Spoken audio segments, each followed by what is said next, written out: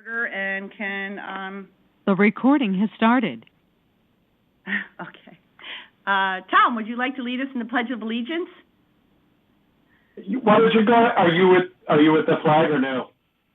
Yes, I'm in the room. Why don't you do it with the flag and I'll just follow along with you? Okay. Okay. I pledge allegiance to the flag. To the flag. To the flag. United States of America, and to the republic. For which it stands, one nation, under God, indivisible, with liberty and justice. Thank you. Thank you. Okay, so we're going to, I just want to say for the record, anybody who's listening, this is being taped on FairTV's Channel 79 for Cablevision customers, and FairTV's website as well. And people can listen by phone if they dial 667-776-9044. You can listen to the meeting. There is no live public comment. Public is encouraged to send their comments before or after the meeting to the following email, Board of Selectmen, which is BOS@fairfieldct.org. If you would like your comments to be recorded, please include your name and address. And that's it. So we're going to go to item number 3, resignation, which is basically for information only from the Solid Waste Recycling Commission. Dabney Bowen, an independent of 317 Vera Hill Road. Resignation date would be May 14th, 2020. And there's no vote on that. It's just for information. And so number 4 is a first select woman appointment. Right, and so again, can I make the motion to move that from a reappointment to an appointment? Just, it was a typo in the... Correct. In the language? Yes. Yes. Thank you, So I move Nancy. to change that from a reappointment to an appointment. Second. It's Okay, all in favor? Aye. Aye. Okay. It's also for information purposes only, though, right? Right. Yeah. We just wanted to clarify the way it's written on the agenda. Got it. So this is a appointment only made by the First Select Women. I just want to note for the record that the Board of Selectmen received one email in opposition to this appointment, which has been recorded. All Board of Selectmen members read it, and I will have it filed in the minutes so that anyone who wants to look at it can. This is not a voting item, again, not just for the public's clarification. This is an appointment made solely by myself, the First Select Woman of Fairfield, and I am appointing Dabney Bowen to serve fill an alternate vacancy previously held by Millen Bowl. And so there's no votes, so we will move on to Dabney, I think, is on the line. I'm here. Hi, Dabney. And hello. I just like to welcome you to the Conservation Commission. I know that you have a long history of being involved in conservation issues and have a deep passion for those issues, and I think that you will be a welcome addition to the Conservation Commission. Thank you, Brenda. And I appreciate you standing up to serve. Thank you. I'm happy to. Okay, so thank you, Dabney, and I'm going to move to item number 5, appointments. To hear, consider, and act upon the following appointments. Number A, which is a Fire Commission appointment. William Burke, 245 Uncle Road, term 11/18 to 11/23, to fill a vacancy for Thomas R. Bremer, who resigned to serve as the First Select Woman's Chief Administrative Officer. Do I have a motion? I will move to, I'll move the item. This is Nancy. Okay. I'll second it. And if Is I there any could make discussion? a comment Sure. about Mr. Burke. William colloquially known as Liam, is just a great asset to our town, just a thoughtful, nice, smart, dedicated person. I'm so glad that he has stepped up in this way, and I think that we're all lucky, and I think he will take this on as he has with all of the things I have known him to take on, and we've known each other through our work on the DTC, and I'm just really proud to be able to support this nomination. Thank you very much. Mr. Flynn, do you have anything? Best of luck to you, and thank you for agreeing to serve. And Thanks, Mr. Burke, would you like to comment or say anything? I'd just like to thank the members for their nice comments. That was very nice to hear. Thank you. All right. My pleasure. So we have a motion on the table. We have a second, so all in favor? Aye. Aye. Nancy? Aye. The motion carries. All three Board of Selectmen vote in favor. We are moving on to B, item number B, Golf Commission.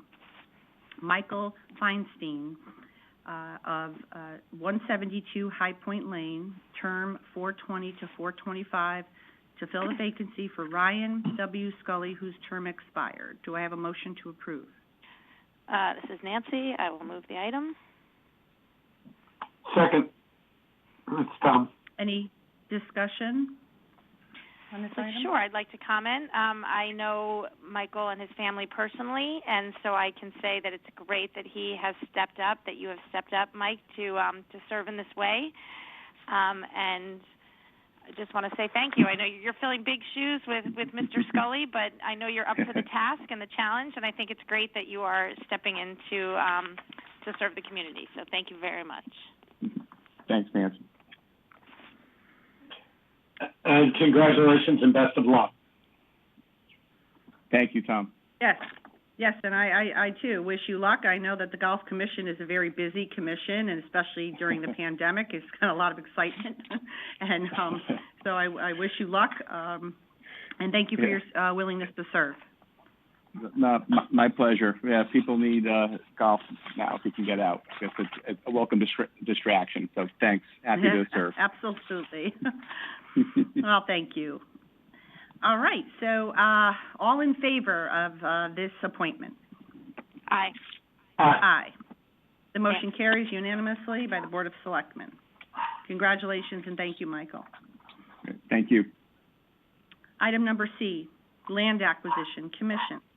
Walter A. Bickers of 75 Forest Avenue, term 1117 to 1121, to fill the vacancy for Robert Daly, who sadly passed away.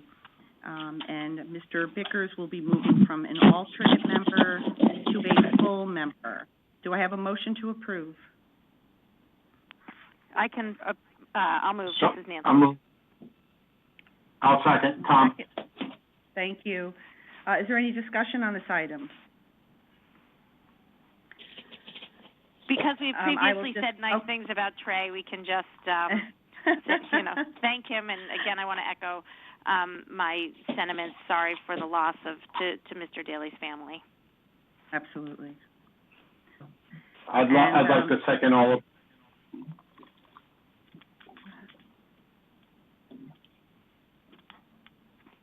Thank you. Okay, Trey, are you on the line? Yes. Oh, hi, Trey. Hi. Hi, thank you. Thanks for calling in, and I just wanted to thank you for from your originally stepping up to serve on this commission, and from now agreeing to be a full member. I think it's a very important commission. And actually, I remember when it was first established, when I was back on the RTM many years ago, and I think it's a valuable commission, and I appreciate your willingness to serve on it. Yeah, thank you all for having me, and honored to do it. Well, thank you for your service. So we already seconded and motioned, so all in favor? Aye. Aye. Aye. And the item passes unanimously by all members of the Board of Selectmen. And thank you, Trey, for your service to our community. Congratulations and good luck. Thank you. So item number 6, and like I would normally at a regular Board of Selectmen meeting, I would say anyone who's received their appointments and doesn't, feel inclined to stay on for the whole meeting, you're free to go if you'd like, but you can, more than welcome to stay on if you'd like as well. Item number 6, Economic Development Director. This actually requires RTM approval, and it's to hear and consider and act upon the following resolution as recommended by the Director of Community and Economic Development. Resolved that the program's year 45, October 1, 2019 to September 30th, 2020, Community Development Block Grant, CDBG Annual Action Plan B hereby is amended to include a supplemental appropriation of $306,842 to prepare for and respond to the coronavirus pandemic, and furthermore resolved that Brenda L. Kupchik, First Selectwoman of the Town of Fairfield, is hereby authorized to execute any and all necessary documents that facilitate the town's participation in said CDBG program. Do I have a motion to approve? So moved. Tom. And I'll second it. Sorry, I was looking for my mute button. Okay, so is there any discussion? Is Mr. Barnhart on the line? I am. Hi, Mark. Madam First Selectwoman and members of the board, good afternoon. Hello. Good afternoon. I'm happy to provide a little background and supplement to what I sent out earlier, just to summarize for those who may be on the call, if you'd like. That would be great. Thank you. Yes. So, as the board knows, we do receive federal funds each year from the Department of Housing and Urban Development under the Community Development Block Grant Program. And this year, we are anticipating receiving another $306,842 in supplemental funding that was provided for in the Coronavirus Aid, Relief, and Economic Security Act, which was signed into law back in end of March. This will enable the town, through its Community Development Block Grant Program, to prepare for, and respond to the pandemic. So the funds have to be used for those purposes, but they also need to meet the other requirements of the CDBG program, namely that they meet a national objective and that they be eligible, that they fund eligible activities under CDBG. We did put out a notice of funding availability to our municipal agencies and nonprofit partners. Gave them a fairly short period, given the sensitivity of the matter and urgency. We gave them a fairly short period of time to respond to that notice of funding availability. We did receive a number of applications, and those are appended to your report. And we are recommending that you consider favorably the appropriation set forth. So those proposed uses are as follows: to support the Town of Fairfield's Department of Human and Social Services, $19,665, to provide targeted outreach and food delivery services to vulnerable populations, namely homebound seniors, but not exclusively those, to provide case management services to support persons impacted by the pandemic. Also, Operation Hope of Fairfield, and the amount of $25,000 to support the operation of the food pantry and community kitchen, which is seeing increased demand for services during the public health emergency. Also, the Jewish Home for the Elderly, or now known as Jewish Senior Services, $7,983 to provide free virtual health counseling services and social engagement to homebound seniors in Fairfield. And finally, the Fairfield Department of Community and Economic Development, $254,194, provide personal protective equipment and direct financial assistance in the form of mini grants to impacted businesses, specifically those who are microenterprises. Those that microenterprise is a federal term that refers to businesses that employ 5 or fewer employees, and those that have been largely left out or unable to access other federal and state assistance during the pandemic. We did conduct a public hearing this afternoon at 12 noon. There were no comments received during either the public hearing as well as the public comment period, which concluded on Friday. And as I mentioned, or as First Selectwoman mentioned, it does require our TM action as well, which is typical of our participation in the program. So with that, I'll be happy to answer any questions that you have at this time. This is Nancy. Thank you. Hi, Mark. I hope you're staying well. Thank you for everything you're doing during this unprecedented, strange time. I'm curious about say that again. I'm curious about two things. One, what would be the downside of supporting it? Is there any sort of thing that's not here, like we'd have to pay something back in interest, or is there some reason not to, that we're not seeing? And how is how did you come up with the different line items? Like Operation Hope is getting $25,000, but the Jewish Senior Services are only getting $8,000. Is it something that people applied for, or the groups applied for, or is it just based on what you see as the need? Just curious what the discrepancy is there. Sure. I'll take that first, the last question first. Okay. The amounts that we're recommending are exactly what was applied for by those organizations. So okay. In all cases, we are recommending the full amount that was requested in support of those programs. Each one of those activities is definitely eligible and does meet a national objective, so there are no issues in terms of our supporting any of those initiatives. In fact, all four meet those baseline requirements. So the only downside risk would be, as with any federal dollars, we serve as the fiduciary, we being the town of Fairfield through its Department of Community and Economic Development, so we need to make sure that all these funds are properly accounted for. But that's no different than what we do each and every year. The only other thing I will mention is that we have been advised, again, there was two issues that HUD advised us to pay special attention to. One is that the activities that we're funding with these supplemental dollars is to prevent, prepare for, and respond to the pandemic.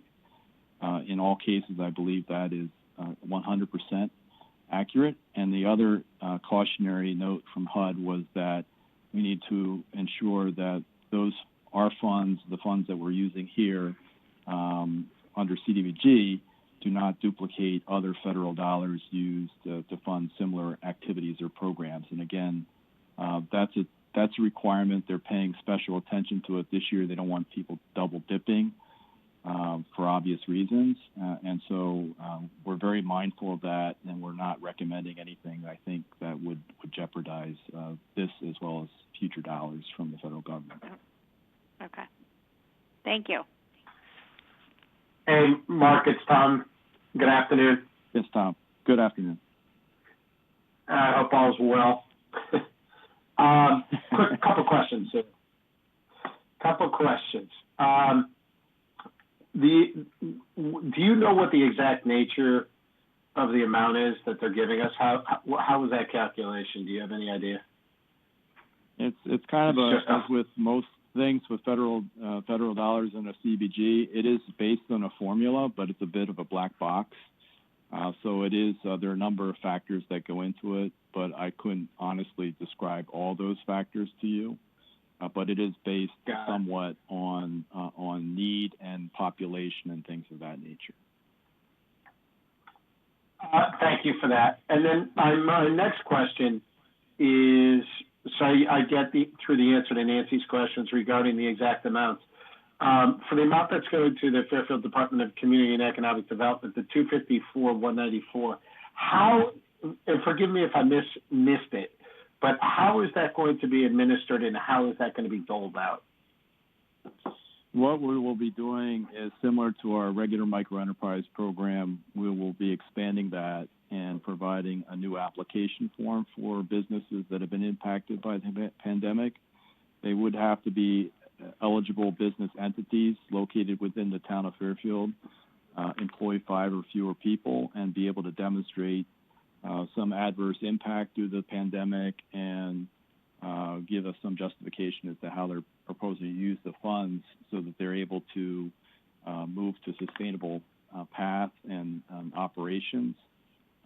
We would anticipate some of those dollars going to fund maybe physical alterations to their space so that they're able to provide safety, enhanced safety both for their employees as well as to the public that they serve. Those costs that are associated with the guidance coming down from state government are not always, there's no funding stream attached to it, so if you will, it's kind of an unfunded mandate. And so we're trying to provide, again, some assistance so they can help them navigate this process. But I think for a couple reasons, we want to obviously avoid the issue with duplication of benefits, but also we want to target very limited dollars. I mean, $250,000 sounds like a lot, but when you consider how many businesses are located in town that would meet those criteria, it's not a lot of money. So again, we're going to try to target the assistance to those most in need, those not helped by other federal and state programs, and we'll. So again, it will go through an application process. We'll screen for those basic criteria and then make some determinations. But going forward, but most likely be on a first come first served basis. Mark, when you say we are and we're going to, and who is that? Who is going to be the arbiter of God? Good question. Currently, what we will do is we will screen for the eligibility criteria, we being me and my staff here. And we may ask for some assistance. This is something that I've talked to the First Select Woman and Chief of Staff relative to having some additional capacity within the department to do some initial screening. But what we have done in the past with the microenterprises employ a committee of the Economic Development Committee to review the applications and approve the actual grant awards. And how long does that process take, given that these businesses will need to expend the funds sooner rather than later so they can open up? Yeah. Just so that we're aware. Good question. And again, I'm trying to move this as quickly as possible, obviously crossing all the T's and dotting all the I's, but it won't do us much good if we don't get this money out into the community sooner rather than later. So I think that we can do the initial screening in-house fairly quickly. Typically, I would be looking to make awards within a couple weeks of the actual receipt of applications. And is the intent here, Mark, and forget, you might not have the answer to this question, but is the intent here to be, the awards are going to go out in increments of 2,000, 5,000, 8,000 versus somebody getting 100,000 and everybody else splitting 150? Yeah, we'll be making many grants of up to $5,000. I would gather that most of the grant awards will probably be in a couple $1,000 range. Again, the idea is to meet some immediate needs, to help those businesses, again, address issues that they have in operating in this new environment, but also we want to make sure that we're assisting businesses that have a reasonable chance of continuing operations. With that point, a little far afield, but you just raised it. Do you know of significant business losses as of this point in the town, or are you tracking that or monitoring that for businesses that say we're just not going to be able to come out of this? We are. So far it's a pretty small number. Most of the businesses, they're obviously dealing with a lot of issues right now. This is clearly unprecedented times, and they're doing their best to, as we all are, to kind of muddle through. The biggest challenge that we all face right now is just the sheer uncertainty as to the duration of this, what its impact will mean in terms of revenues, whether customers will come back, and what that all means. So we don't see a huge number right now in terms of those that have indicated that they're planning to close their doors permanently. When we when we talked to different businesses, we had a very small percentage, which is what the state actually saw in a recent survey that they did to about 1%. And that's, we had 4 businesses that indicated that, they were not likely to reopen after this crisis passed. Right, because obviously we don't want the funds to go to a business that then decides they're going to shut their doors anyway when we can help somebody out. Right. Yes. It's important to note anytime, there's a certain amount of churn in the economy to begin with, and businesses go out of business for a lot of different reasons. Yep. But clearly we want to try to assist those businesses that are viable long term. And you're confident that you have the procedures in place that you're going to be able to administer these grants and provide the backup should we be audited, that we complied and that we don't have it. Okay. I thank you very much. I'd like to follow up on that, actually. I understand that, Mark, is part of the recovery in this next phase as we enter it. You will be working with an offshoot who is going to be helping to make some of the decisions to help business owners. Is this fund something that they could help administer or work with you on, or is that going to be completely separate? Is that really just an advising body? I see that as an advising body, but the planning committee has provided staff and other resources to assist me in the information phase, just providing information and getting information out to businesses that have been impacted. So I think we're all working together as a team. So I believe that were I to make a request of other departments, they will certainly stand up and be ready to assist going forward. So I've already talked, as I said, to the First Selectwoman's office about whether or not some other folks might be able to lend a hand, at least in terms of doing the initial screening, to ensure that the applications are complete and meet the bare minimum criteria for participation or seeking those funds, and then we'll go from there. Okay, thank you. Thanks.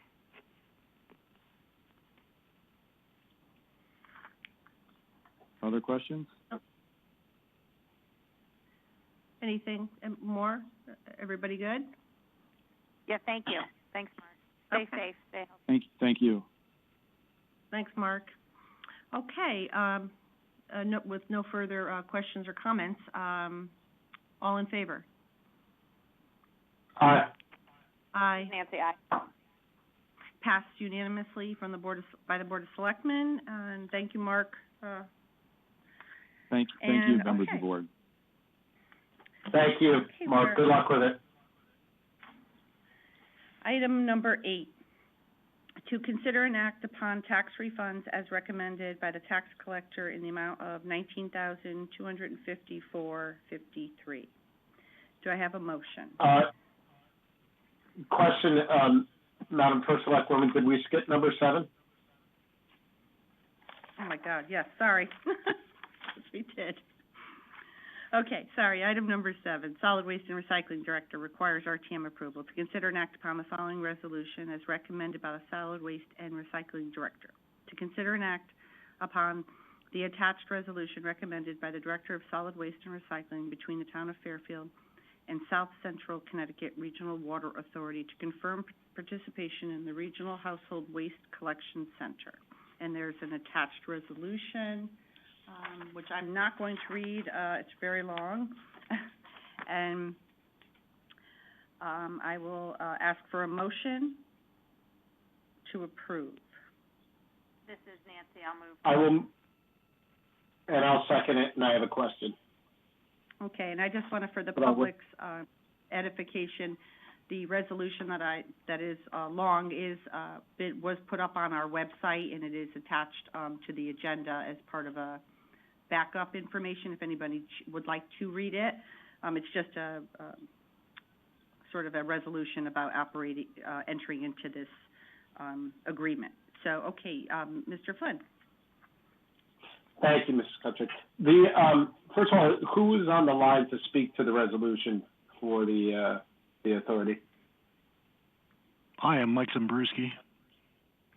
Hey, Mike, how are you? Good, thank you. I'm Good, the, I hope you are contact. well. Thank you. Okay. First of all, I'm the spokesperson. Yeah, go ahead, I'm sorry. No problem. I figured you were the spokesperson. First of all, this I understand is a continuation of an existing agreement. It's actually extending it for a period of years. Is that a correct statement? Yes, every 3 years, I believe it expires, and they just want us to renew it. The item that concerns me about the document is that there's no cost figures associated with this. So I'm being asked, obviously this is the first time, but I'm being asked to approve a document that has no dollar value associated with it. So I don't know what I'm sorry. It was approved in the budget. It's in the budget and the line items in the budget. I've got $63,000 in the budget on it. It was on the detailed budget report. It's yeah, no, I get it, but it's not in the document. So I mean, do you have the costs? And if we do have the costs, why is it not in the document we're being asked to approve? Well, it was already approved in the budget. I had it in the budget line items, and the has waste operations and the has waste households. The operations is $16,907, and the households, I budgeted 1,100 households at $42 per household is $46,200. So the total is yeah. No, I understand it's in the budget. I totally get it, but this is actually a legal document, whereas if we approve this without a dollar amount in it, it could theoretically be whatever it is, whatever gets penciled in after the fact. It doesn't matter that it was in the budget in this instance. So I would just feel more comfortable if there was an actual dollar amount, even if it's an up to amount, which could be the budgeted amount as part of the resolution. You see what I'm saying? Yeah, I was never asked about a dollar amount in that because it's always been processed after we put through the budgets. And we've already approved usually the budgets that were presented. Okay, so what's the total number? Total number? What's the total number? Yeah. $63,107. And would that be, thank you, would that be a flat amount for 3 years, or does the amount go incrementally higher each? It's based on the users. If we get instead of 1,100 households to participate, if we get double that, the price is going to go up. So it's based on a yearly projection on my projections on households that are going to use the operations. Understood. But so theoretically, this could be $160,000, or it could be $120,000, or what have you, right? What was it last year? 67,000. So you're actually saying it's going to go down this coming year? Oh, it all depends on the user, how many users we get. Because the year before that, I believe we didn't. They pulled the funding out for the mailings, and a lot of people didn't get the mailing for the mailing I do every year. So people didn't know we had it. If you didn't go online, a lot of the seniors don't go online. So we had a lower that year, I believe, and last year was higher because of the people that didn't come the year before. Understood. But do people get charged, or this all goes to the taxpayer, is what I'm understanding, right? Yeah, yes. This is all part of our budget. Correct. I'll hold my questions for a couple minutes, and I appreciate it, but I'll turn it over to Brenda or Nancy if they have any questions. And I thank you. Sure. No, I'm set. Okay. Yeah, so everybody's good? Yes, for me, Nancy. Okay. All right, so, the motion is, and it's been seconded, is on the table. All in favor?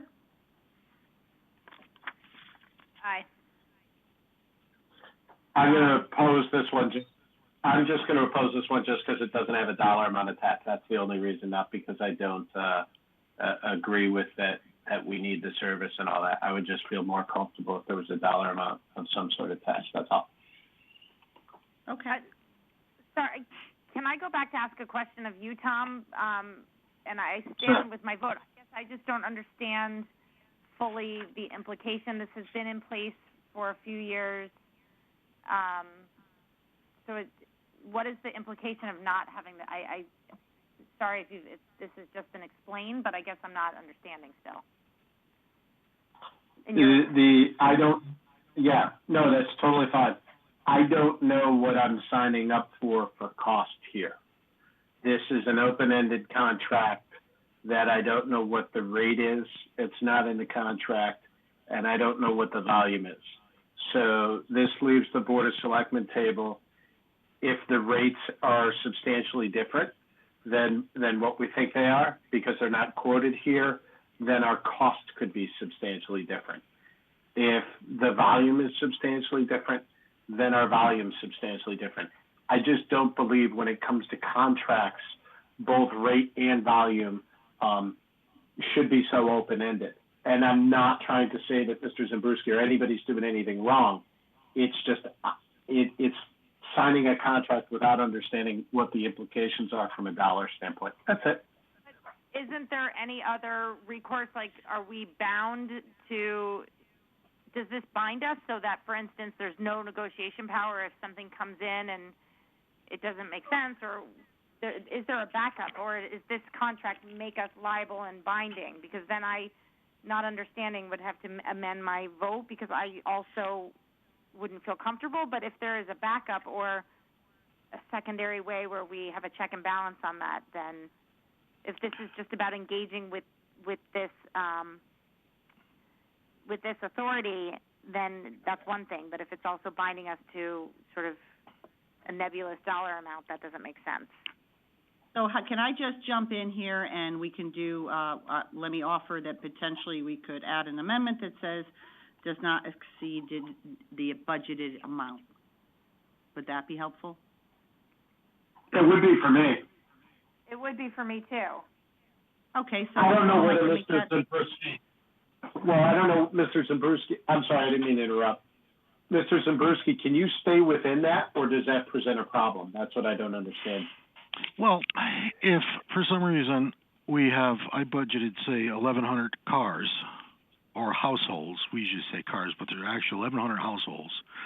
And what happens if the 100 more households come in? What are we going to do? Turn them away? And you're going to find this stuff all over the roads on the way out. The fee is for the vehicles, the cars, or the households that use our Has Waste facility or our collection here at Veterans Park.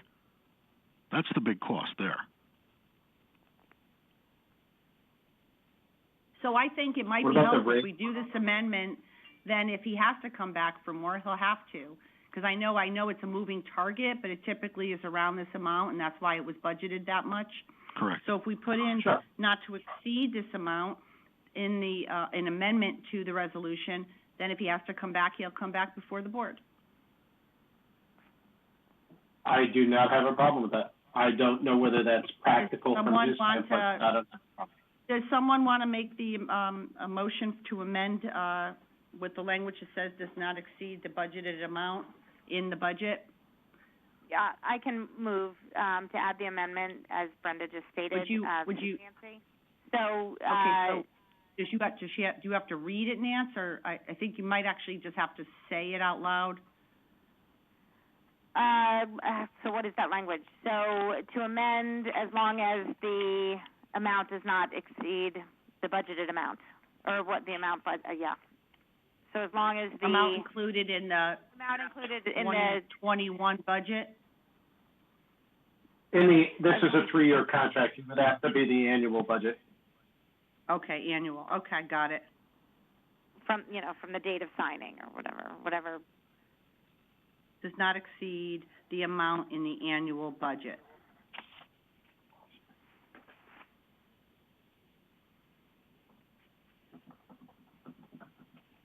Does everyone feel comfortable with that?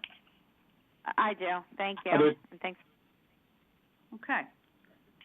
So do I have so Nancy, made the motion. Tom, would you like to second it? I'll second the amendment. Okay. So can we vote on the resolution as, well, let's vote on the amendment, and then we'll adopt it into the resolution. So all in favor of the amendment? Aye. Aye, Nancy. Okay, so now we're back to the motion as, the resolution as amended. And we already had a motion on the table in a second, so all in favor of the resolution as amended? Aye. Okay, it passes unanimously by the Board of Selectmen. Thank you, Mr. Zabruski. Thank you, Mike. Thanks. Okay. Number 8, to consider and act upon tax refunds as recommended by the tax collector in the amount of $19,254.53. Do I have a motion? Yeah, I'll move. Okay. I'll second. Okay. Is there any discussion on this item? No. Okay. All right, all in favor? Aye. Aye. Motion carries unanimously by the Board of Selectmen. Item number 9, to hear an update on COVID-19 and other town updates. So I just wrote something up, so I'll just read it and then we can open it up for discussion. The town is working with the DEP and EPA to get the proper approvals in place in order to start the remediation of the 7 sites identified by the town's environmental consultant. Detailed remediation action plans were developed for each site to address the removal of polluted fill materials. These reports are currently being reviewed by the Connecticut DEP. Once the town receives approval from DEP, their remediation division, the process of remediating the 7 identified sites will start almost immediately. The town is hoping that this process can commence by the beginning of June and should take approximately 6 weeks to complete.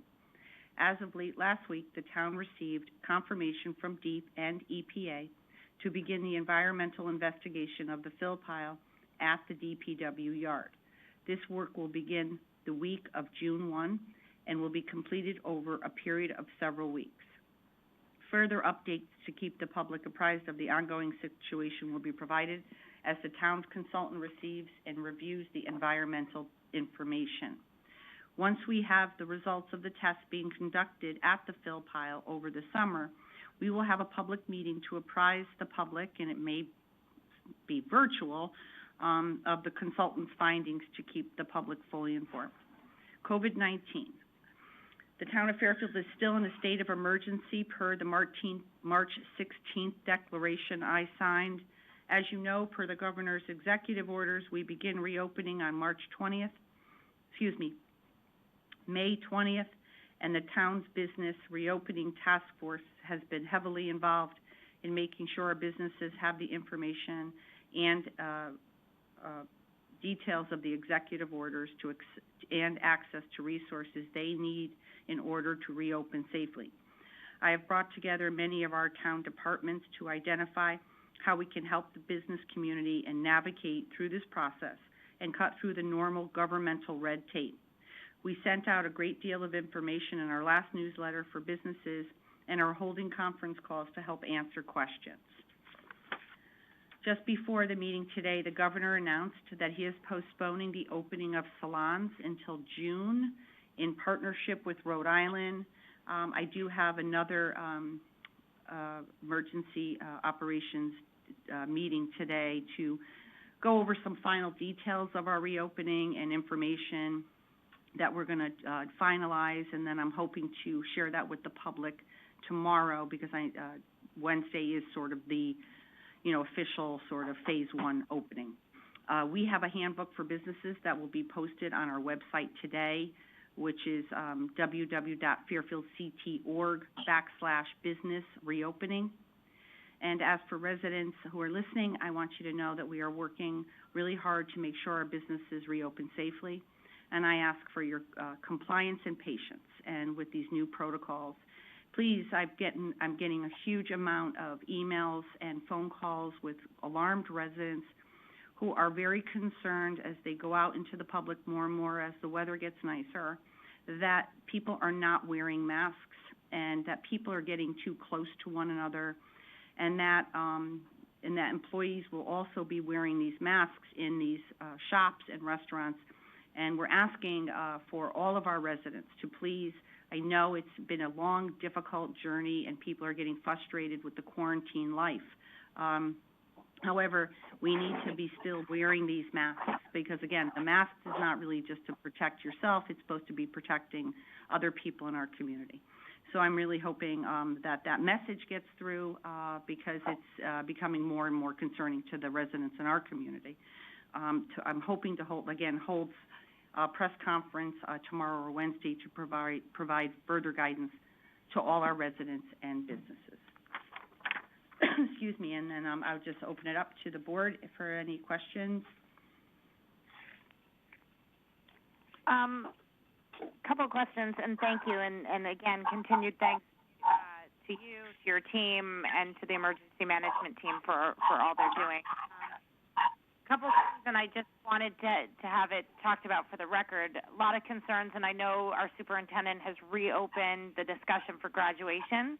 But can you just talk a little bit about the relationship between the decisions that are made at the school in terms of graduation and reopening and how that interplays with the town? Because a lot of people have reached out to me for guidance, and I simply direct them back to the superintendent and the Board of Ed. But just if you could just talk a little bit about that interplay, I think it would be helpful. Absolutely, and I understand. I've received quite a few emails as well. Asking, for us to be involved or to make a decision. And I've shared with residents that this is solely the decision of the Education Administration. It's not one that the town has any authority over. We have offered any assistance that the superintendent would need if they choose to do something that would require assistance from us on the town side. We'd be happy to do that. But we don't have any decision-making authority on how graduation ceremonies are developed or planned. So thank you for bringing that up, because I think people sometimes think that we do have some authority over those things, and we do not.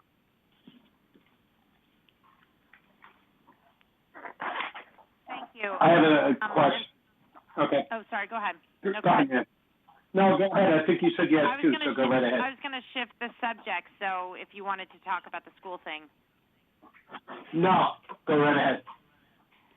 Just to, echo what you just said, Brenda, about the masks and it not being necessarily about the individual. And I would just echo that, someone can choose not, if a store is requiring that, as they are, then a resident can make a choice not to enter that store. But I want to remind people that they're putting other people's health at risk, and so the better choice may be if someone is not comfortable wearing a mask, just to not enter the store, because I've been out a little bit, and it is very concerning. I would say for the most part people are being sensitive and thoughtful, but just because there is going to be this kind of opening and an official entering into a new phase, it doesn't mean that this is business as usual. And so I'm just concerned that it's going to be a bit of not a mixed message, because I think everyone's doing a good job at the administrative level to message that. But because I think people are fed up and it's been a long time, and this new normal is getting very hard for people to get their head around, I just would be really concerned that all of a sudden May 20th comes, and I know the governor just adjusted hair salons and barbershops, and he's pushing that back a little, in my opinion, wisely, until they figure out a better way forward. It doesn't mean that we kind of resume life on March 10th, and we go back to where we were. Right. So I would just, want to make sure that people are hearing that this new phase doesn't mean old normal. It is most certainly a new normal.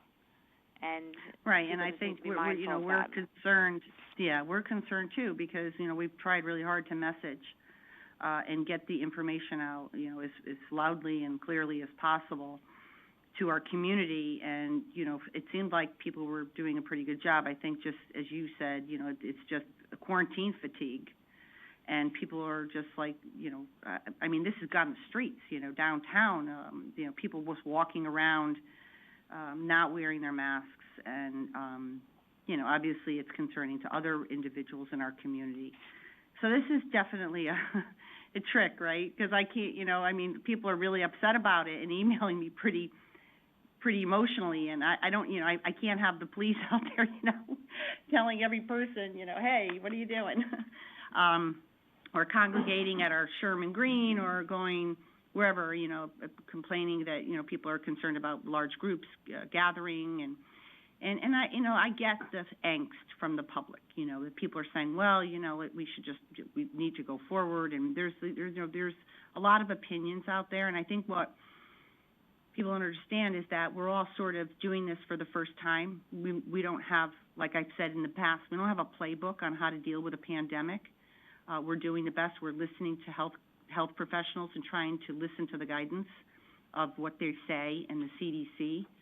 And so I just would say to people that, regardless of what your personal opinion may be, that we're all just trying to do the best we can. Each town, is doing the best they can, and the state is, and everyone's just trying to figure out a way to live in this new normal until it's not with us anymore.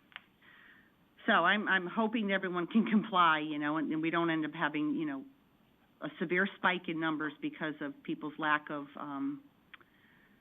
concern over this, and that we end up, I think the biggest fear most of us have is that we do have a huge spike because people are relaxing the guidelines or not wanting to follow them, and that we're going to end up with this big spike and everything's going to have to shut back down like it was in March. And that would be, I think, really difficult for people to have to deal with.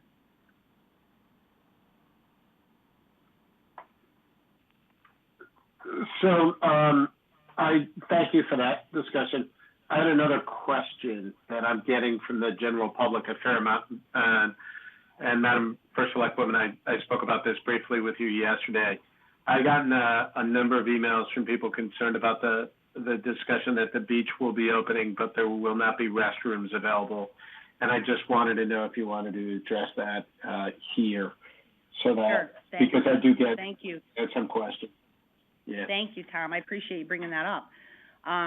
Yeah, that's a touchy one, right? So the state of Connecticut has, like for the state parks and beaches, they're just using porta-johns, and that was sort of the recommendation from health officials to use porta-johns because they're cleaned by the company, and there is a bit of, when we had just passive recreation at our beaches, and we're hoping to announce that we will allow people to actually sit on the beaches for Memorial Day weekend and going forward, obviously with reduced capacities so that everyone can safely social distance at those locations. How do we work that out, right? Because we kept the bathrooms open, not open because we didn't want people staying at those locations. So far, we're going to check back. We're having an emergency management meeting today. I'm going to get some more information and guidance. But there's also a concern about our DPW workers concerned about having to clean these bathrooms as well and putting themselves in a situation. So we have to talk this through a little bit more and figure out how we're going to overcome this little this challenge that we are facing. So I'll let everyone know. I'll update it, and I'll even include it. It would probably be helpful if I include it in the next newsletter, whatever information we end up coming up with. But I appreciate you bringing it up because it is a concern. There was another question that I've gotten from a couple of people. What is the town doing relative to the restaurants? I know there's restaurants that are going to be allowed to open with outdoor dining. There's a ton of restaurants, obviously, in town that do not have outdoor dining facilities. Has the town been overrun with requests to use sidewalk space? Has there been a request to allow them to be outside? I hadn't heard So I raised that as a question as to how we're supporting it where we can. Okay, thanks, Tom. So we've been meeting for a couple weeks on this, trying to plan not just for the Yeah. restaurants, but retail and a whole bunch of stuff, camps, all of that. So the restaurants, Sure. what we did was we tried to, we met with zoning, fire marshal, building, you know, our emergency management team, Mark Barnhart, and we went through sort of the challenges, and we knew there were some restaurants that already had outdoor options and they could even expand upon, and then there were restaurants who didn't have any. So we reached out actively and had conversations, conference calls, and we're offering to relax sort of what permitting would allow. Okay. And allowing people to expand a bit. So far we've had 10 to 15 requests. I think 10 have been approved. And, you know, there's a lot of things, like if they have a tent, there's got to be lighting, and there's certain criteria, but we're trying really hard to, you know, waive a lot of the fees associated with those types of things and be very proactive. Our zoning department has been really good. Everyone has actually been really good at stepping up to make sure they're accessible to the businesses, coming right out, helping them, walking them through so that they could have safe reopenings. And we'll have more information. We're meeting about this again later on today. Thank you. Thank you.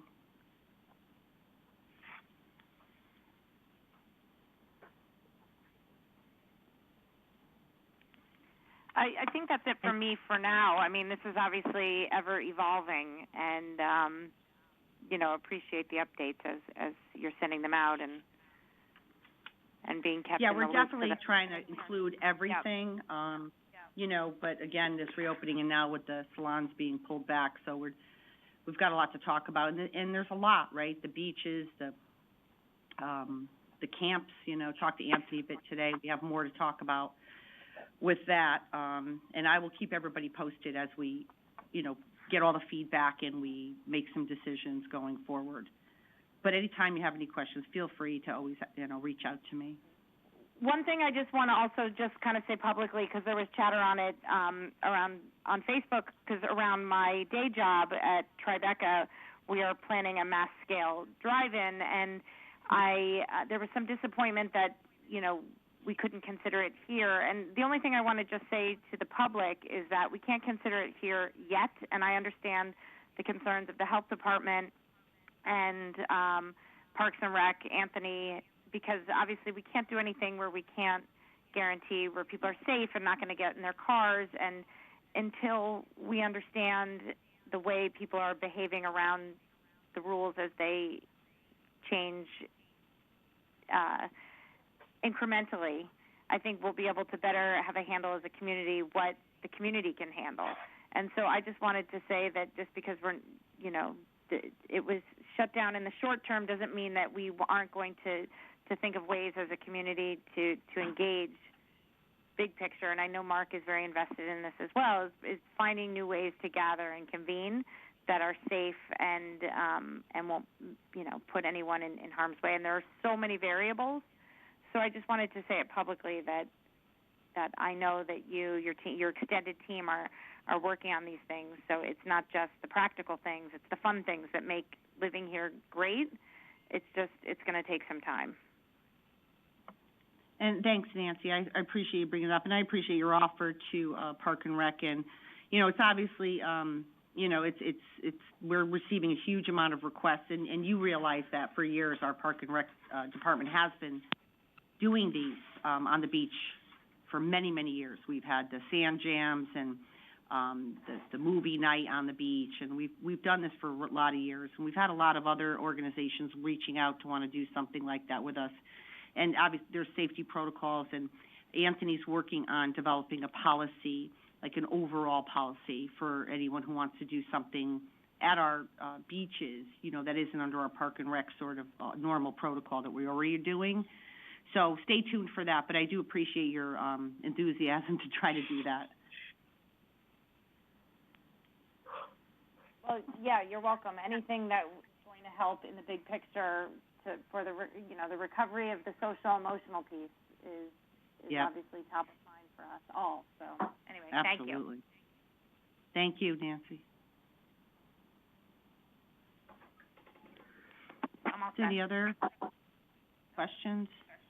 I'll have a lot more, after today, hopefully, because we do have a lot of other kind of like details we need to hammer out. There's a lot, kind of balls in the air on this stuff.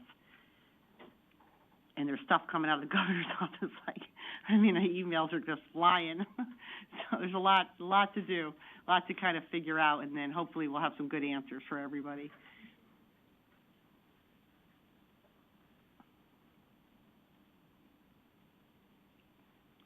Is everyone there? Yeah, all good. Sorry, I didn't know if we got disconnected. Okay, so. Thank you. All right, thank you. So if there's not anything else, can I have a motion to adjourn? I'll move.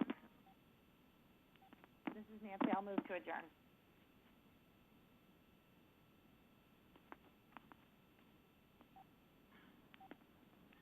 Hello? Tom, are you there?